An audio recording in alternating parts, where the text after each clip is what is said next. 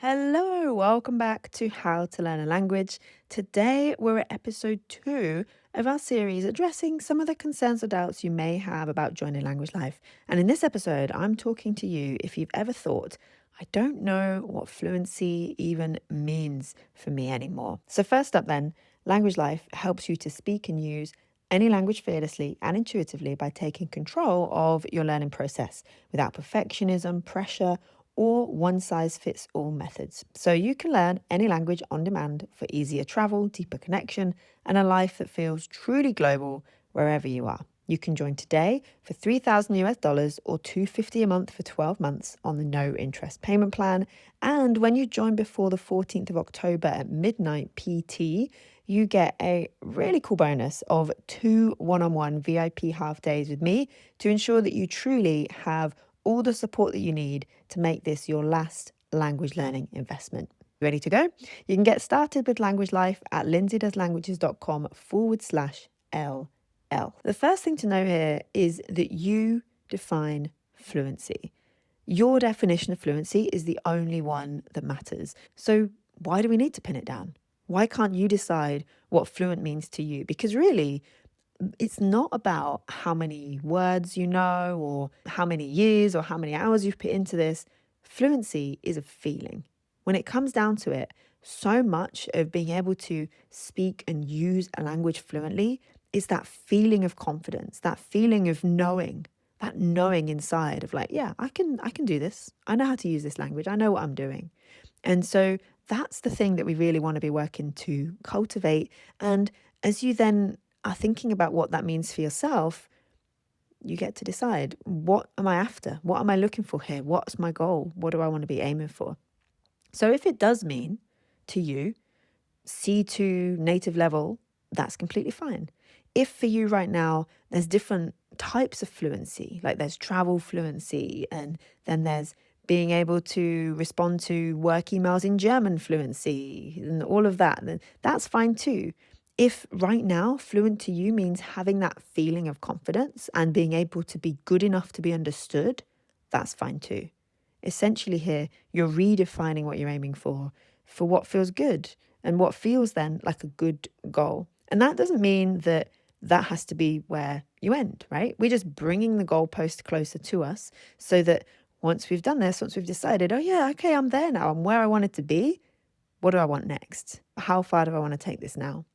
And I think for me, once I started learning more languages, maybe like kind of 4 or 5, I knew that it would be harder to keep all of them at the same level. And so I had to decide, like, well, what's good enough for me in some languages versus others? Where do I want to be what would be typically considered fluent? And what languages am I happy to just be able to kind of fumble along in, right? Because that's good too. It's still more than 0, right? And I think when we just focus on fluency, it's really difficult to allow that to be okay. And so I found that being able to have my definition of fluency and the sort of levels in my mind, that really helps. And in Language Life, this is one of the first things that you'll do. So there's something right at the beginning of Language Life called Language Life in a Nutshell. And within 20 minutes, so the length of time it takes to watch an episode of The Office, you will get the full rundown of all the core principles of language learning. And you'll be pointed to different points in the curriculum. So if there's something where you think, oh, yeah, this is me, this is what I need to focus on, it will tell you where to go next. One of those lessons is about defining fluency for yourself. And so you're starting here, right? And then your first prompt in the Speak 28 by 28 challenge is going to be all about this as well. So you have these really important moments early on when we work together in Language Life that are helping you to define fluency for yourself. You're not alone with this. I know this might feel really difficult. You think, well, I'm not ready for that. I don't know what it is for me. I don't know how to define fluency. It's all good. You've got right now those bonus VIP half days.